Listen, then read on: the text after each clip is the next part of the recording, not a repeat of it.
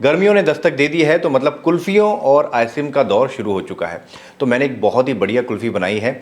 इसमें मैंने एक छोटा सा ट्विस्ट किया है जिसके साथ में इस कुल्फ़ी का टेस्ट वाह से वाह हो चुका है और ये दानेदार बनाई गई है। तो चलिए मिलके बनाते हैं। सबसे पहले जो काम होगा वो है दूध गर्म करना। तो एक लोहे की मैंने कढ़ाई ले ली है। लोहे की कढ़ाई को पर्सनली मैं रिकमेंड करता हूँ, इसमें टेस्ट बहुत अच्छा आता है। वैसा आप चाहें तो कोई दूसरी कढ़ाई या बर्तन का इस्तेमाल कर सकते हैं। और फुल फैट दूध का इस्तेमाल कर रहा हूँ मैं 2 लीटर। दूध में उबाल आ चुका है यहाँ पे। अब इसमें मलाई नहीं जमने देनी है। ये साइड में स्क्रैप करते हुए इसको लगातार उबालना है और काढ़ना है, मतलब कि इसको रिड्यूस करना है। दूध को फुल फ्लेम पे रिड्यूस कीजिए, बीच बीच में स्टर करते रहिए। इसको लगातार स्टर करने की कोई ज़रूरत नहीं है। इस बीच में आप अपना कोई दूसरा काम भी कर सकते हैं। कहते हैं ना, घंटों दूध के साथ में उबालना पड़ता है, घंटों दूध के साथ में लगा नहीं रहना पड़ता है। इसको बीच बीच में स्टर करना है। इस बीच में अपनी सब्जी बना लीजिए, रोटी बना लीजिए। तो यहाँ पे दूध को उबलते हुए लगभग 20 से 25 मिनट हो चुके हैं और लगभग ये 1.5 किलो या 1.25 किलो के आसपास हो चुका है। काफ़ी गाढ़ा भी हो गया है। तो अब इस वाली स्टेज पे एक काम करना होगा। केसर के कुछ धागे डालने होंगे, अगर आपके पास में है तो ज़रूर डालिए। बहुत अच्छा अरोमा आता है, साथ ही साथ एक अच्छा कलर भी आ जाता है, नेचुरल कलर। और यहाँ पे डालेंगे हम 1 बड़ा चम्मच विनेगर का। अब विनेगर क्यों डाला? विनेगर का इस्तेमाल किया है हमने इस दूध को, इस रबड़ी को दानेदार बनाने के लिए। लेकिन बहुत ज़्यादा दानेदार भी नहीं बनाना है, इसीलिए मैंने यहाँ पे सिर्फ 1 बड़ा चम्मच डाला है। अब इसको लगातार चलाते रहेंगे। पूरी तरह से इसको नहीं फाड़ना है, वैसे पूरी तरह से फटेगा भी नहीं है। हमने कहाँ पे डाला है विनेगर? हमने डाला है जब थोड़ा दूध रिड्यूस हो गया है। जब दूध हल्का सा रिड्यूस हो जाता है तो गाढ़ा हो जाता है, और जब गाढ़ा हो जाता है तो अच्छी तरह से फटता नहीं है। उसके जो दाने होते हैं बिल्कुल पानी से सेपरेट नहीं होते हैं, पनीर की तरह नहीं बनता है ये। और यहाँ पे देख सकते हैं दूध काफ़ी रिड्यूस भी हो गया है और दाने भी दिखने लग गए हैं अच्छे खासे। और अब इस स्टेज पे हमको चीनी डालनी होगी यहाँ पे। तो आधा कप चीनी है, लगभग 125 ग्राम या 100 ग्राम के आसपास। आप चाहें तो थोड़ी चीनी कम भी कर सकते हैं या बढ़ा भी सकते हैं। यहाँ पे हमने रेसिपी के हिसाब से शुगर का इस्तेमाल किया है। आप चाहें तो देसी खांड या फिर मिश्री का इस्तेमाल भी कर सकते हैं। जो मिठाई होती है उसमें तो परफेक्टली इतना ही डलता है। जो मीठा हम ठंडा खाते हैं, ठंडा खाते टाइम थोड़ा सा मीठा कम लगता है, इस बात का ध्यान रखना। अब चीनी को थोड़ा पकाना है लगभग 10 मिनट के आसपास, क्योंकि चीनी अपना पानी छोड़ती है, तो शुगर को पकाना ही बहुत ज़रूरी है। लेकिन जैसे ही शुगर पक जाए उसके बाद में गैस की फ्लेम को बंद करना होगा, क्योंकि इस रबड़ी को लगभग 2 किलो से 1 किलो के आसपास ही रखा जाता है, मतलब आधा रखा जाता है। पूरी तरह से मावा नहीं बनाया जाता है इसका। मावा बनता है दूध का चौथा हिस्सा और रबड़ी बनती है आधा हिस्सा, तो हमको आधा हिस्सा बनाना है। तो चलिए, यहाँ पे चीनी भी पक चुकी है, लगभग 5 से 10 मिनट और पका लिया इसको। अब गैस की फ्लेम को मैं बंद कर देता हूँ। 2 किलो दूध का हो गया लगभग 1 किलो दूध या उससे थोड़ा सा कम, 900 ग्राम के आसपास हो चुका है। और इसको ठंडा कर लेते हैं, और ठंडा करने के बाद में एक इम्पॉर्टेंट प्रोसेस है वो पूरा करना है।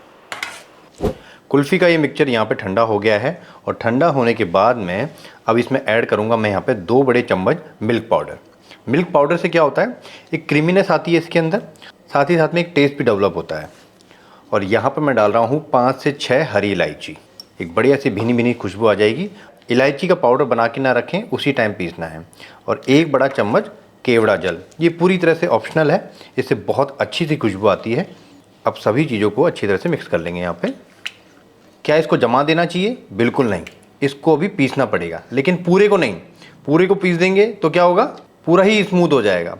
थोड़ा सा दाना रखना है ना हमको, तो क्या करेंगे, हम आधे से ज़्यादा को पीस देंगे हम, तभी तो कुल्फ़ी बनेगी बढ़िया। ये देखिए, इतना मिक्सचर मैंने बचा लिया है। और इस मिक्सचर में एक बढ़िया सा टिप्स दूंगा मैं यहाँ पे अंजीर से। ये डाल देता हूँ मैं लास्ट में। इसको सोक करने की कोई ज़रूरत नहीं है, इसमें ही सोक हो जाएगी ये। हमने यहाँ पे अंजीर का इस्तेमाल किया है सिर्फ क्रंच देने के लिए और टेस्ट बढ़ाने के लिए, लेकिन आप चाहें तो अंजीर को थोड़ा सा और डाल सकते हैं, मतलब लगभग की 200 ग्राम आप डाल दीजिए इसमें। इससे क्या होगा, थोड़ा सा मिठास बढ़ जाएगी। और शुगर को हटा दीजिए तो एक शुगर फ्री हो जाएगी सबके लिए। इसको पीसने की ज़रूरत नहीं है, हल्के हल्के चंक्स आएंगे ना मुँह में, अच्छे लगेंगे। इस रबड़ी को हम यहाँ पर पीस लेते हैं। तो यहाँ पे एक स्मूथ रबड़ी रेडी हो चुकी है, ये देखिए। लेकिन इसमें हल्के से दाने आपको महसूस होंगे अगर आप हाथ लगाएंगे इसमें, हल्के हल्के से दाने। अब ये स्मूथ रबड़ी दानेदार रबड़ी के अंदर मिक्स कर देंगे। अब इसको अच्छी तरह से मिक्स कर लेते हैं यहाँ पे। तो ये बन गया हमारे कुल्फ़ी का अच्छा वाला बैटर। इसमें देखिए चंक्स भी हैं, साथ में स्मूथ रबड़ी भी है। तो चलिए अब इसको जमा लेते हैं फटाफट से। अगर आपके पास सांचे हैं जो कुल्फ़ी के सांचे होते हैं तो बहुत अच्छी बात है। नहीं है, चाय कॉफ़ी के जो कप आते हैं उनका आप इस्तेमाल कर सकते हैं। तो सारे यहाँ पे भर लेते हैं। और अगर आपके पास में ये भी नहीं है या लाना नहीं चाहते हो तो घर के जो गिलास होते हैं, कटोरी होती है, उसका इस्तेमाल भी आप कर सकते हो। या तो आप इस पर बटर पेपर लगा सकते हैं और इस तरह से छेद कर सकते हैं इस पर, या फिर आप सिल्वर फॉइल का भी इस्तेमाल कर सकते हैं। ऐसा करने से क्या होगा कि इसके ऊपर आइस नहीं आएगी, साथ ही साथ जो स्टिक है वो पूरी तरह से सीधी खड़ी रहेगी। तो चलिए, यहाँ पे सारी स्टिक्स रेडी हो चुकी हैं। अब ये जाएगा डीप फ्रिज के अंदर, जिसमें बर्फ़ जमती है ना, वहाँ पे लगभग 6 से 8 घंटे इसको रखना होगा। तो लगभग 6 से 8 घंटे हो चुके हैं, अच्छी तरह से जम चुके हैं। चेक करके देख लीजिए दबा के इस तरह से, अगर बिल्कुल फ्रोज़न हार्ड है तो मतलब ये बिल्कुल जम गया है। तो चलिए एक को अनबॉक्स कर लेते हैं। यहाँ पे सबसे पहले बहुत ही सिंपल तरीका है, नाइफ़ लेना है और इस तरह से कट लगाना है और बहुत ही ईज़िली ये निकल जाता है इस तरह से। ये देखिए शानदार लग रही है।